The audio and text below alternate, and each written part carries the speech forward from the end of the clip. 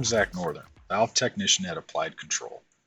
For PPE, I recommend wearing disposable gloves, protective eyewear, and steel-toe shoes. Today we're going to be working on an EasyDrive actuator. Let's get started.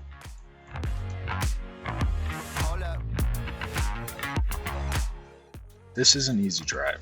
Today we're using our demo unit, which is why it's sitting on the stands. The EasyDrive is a simple unit consisting of three major parts: the valve, the actuator, and inside is the motor.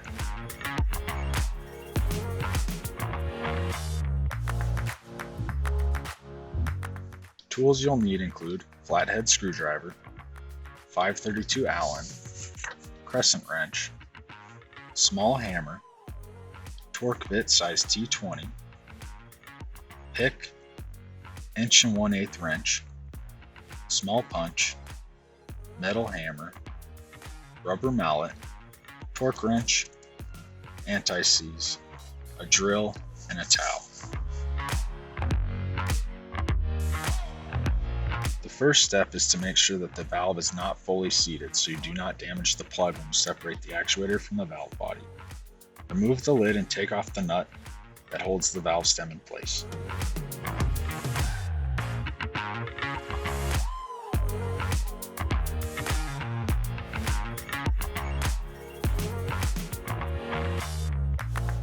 The stem may try to spin on you, so hold on to the red Flow Pro.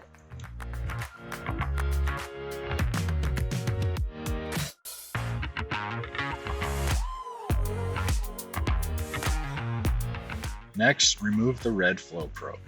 Note, our demo unit is a D3 EasyDrive.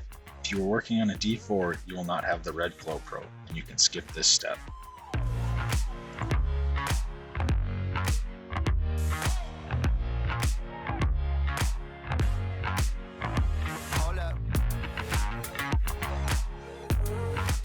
Then use your hammer to knock the bonnet nut loose. Manually unscrew the bonnet nut. We made sure that the valve was not fully closed so it did not damage the plug when we removed the actuator. Inspect the plug for any damage.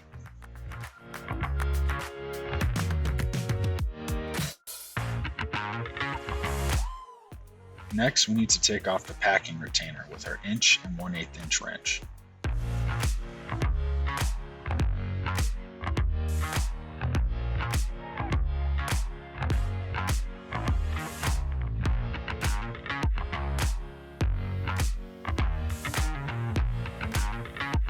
Next, we have to use our punch and small hammer to drive out the groove pin. Note, this is a one-time use pin, as hammering on it will damage the pin.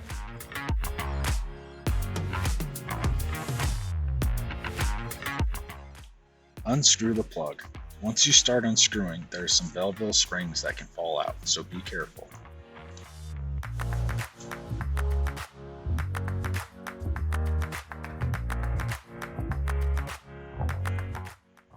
To get the valve packing, you can push the valve stem from the top of the motor. You may need to use your rubber mallet to help, and the stem will pull out.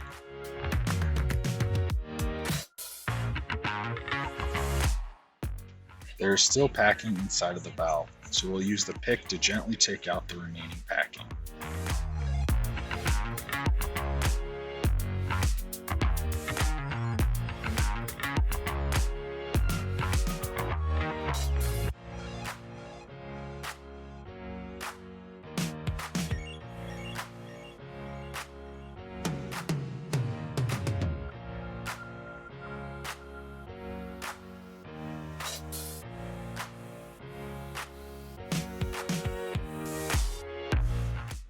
Once the packing is all out, inspect the actuator for scratches, rust, and corrosion.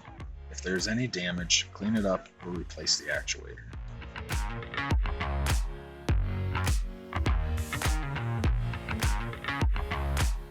To reinstall the packing inside, the assembly will look like this for a D3 assembly.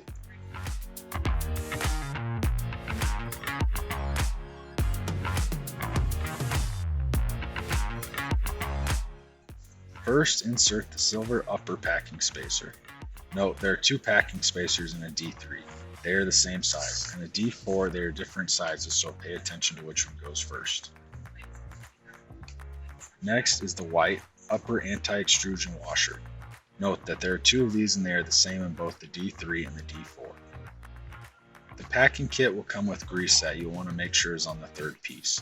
This is a black female packing adapter. You'll want to insert with the lip pointed down the stem of the actuator.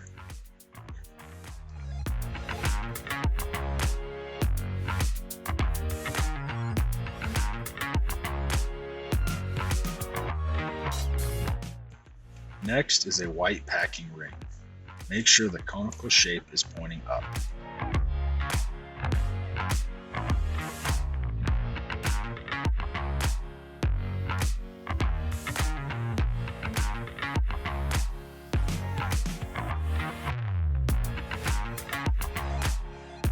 Next is the black male packing adapter with the conical shape pointing up. This one also requires grease.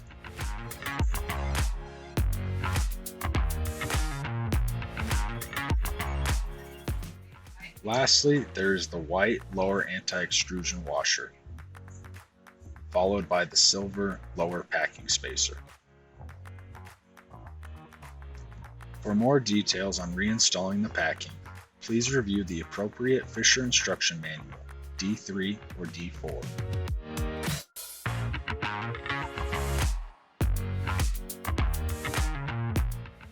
You can see the packing is a little loose here. Gently tap the packing in to make sure it is secure.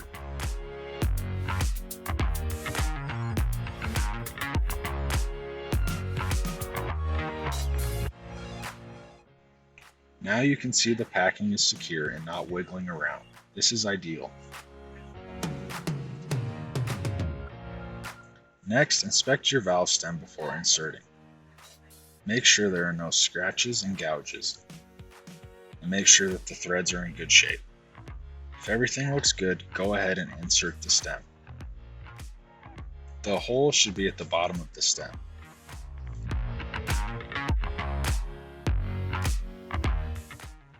Next are 5 Belleville washers. The first one, the cone is pointing up.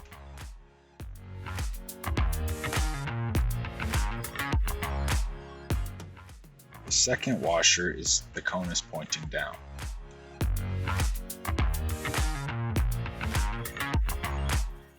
The third, the cone is pointing up.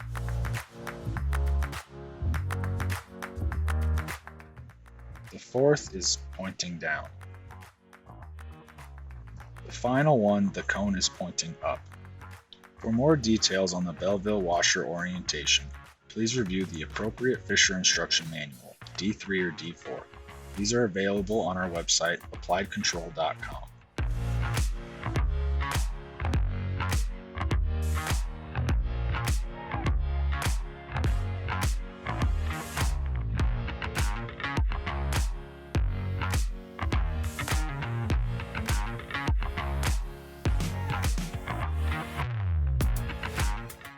Next, we will use our anti-seize to put on the outside of the plug.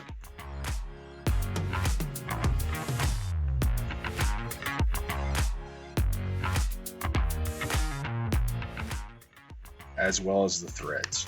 This will help you take the piece off again in the event of future maintenance. Screw the plug onto the stem.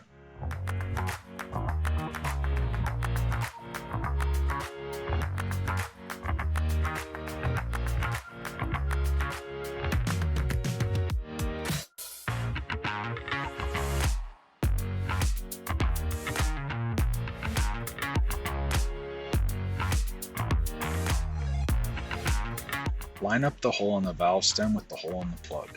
You may need to hold on to the top side of the valve stem to stabilize while spinning.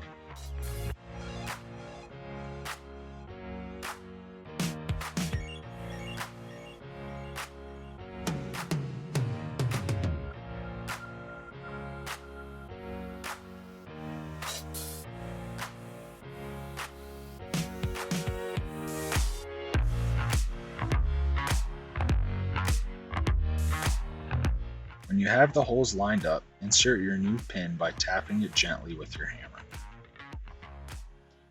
Make sure the pin is not protruding out either side, which will damage the body.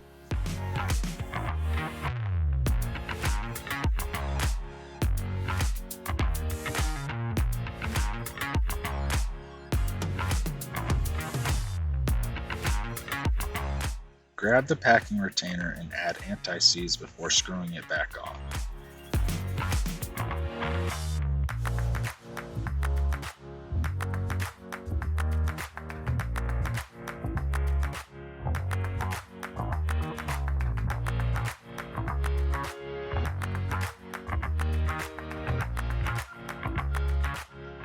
Make sure there are no threads showing.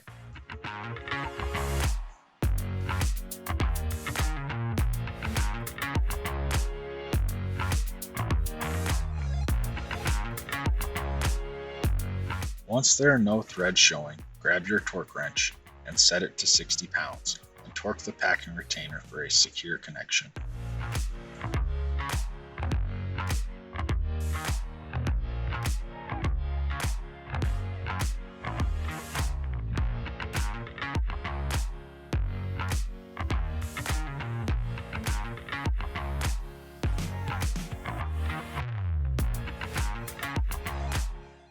Make sure the plug is not fully extended so we do not damage the plug when we put it back on the valve. If it is fully extended, gently push up on the plug.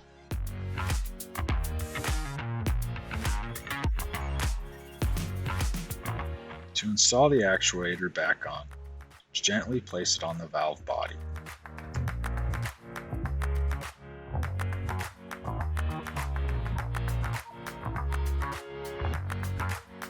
And then thread the bonnet nut back on. You may need to lift up on the actuator gently to help the bonnet nut thread more easily.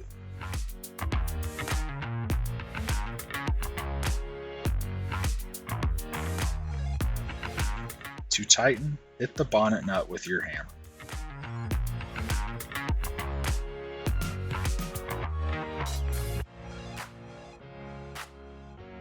Then reinstall the red flow probe to the desired travel position. If you have a D4, you can skip this step.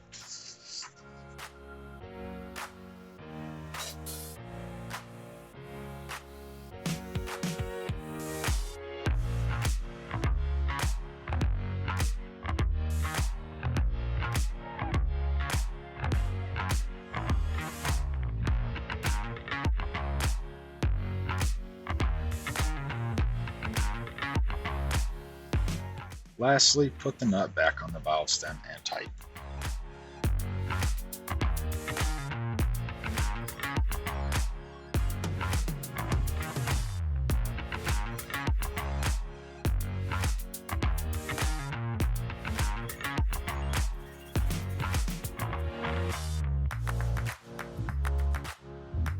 To ensure accuracy, apply control pressure tests all packing that our teams replace.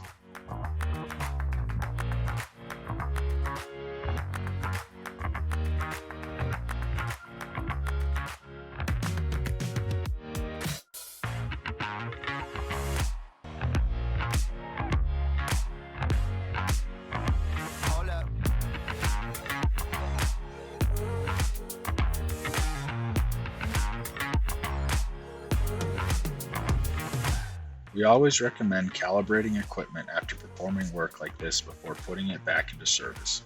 We cover EasyDrive calibration in another video. If you have any questions about this process or run into a problem not covered in this video, feel free to reach out to us. Our contact information will be posted at the end of the video. Thanks for watching. As always, it's a pleasure serving the Rocky Mountain area.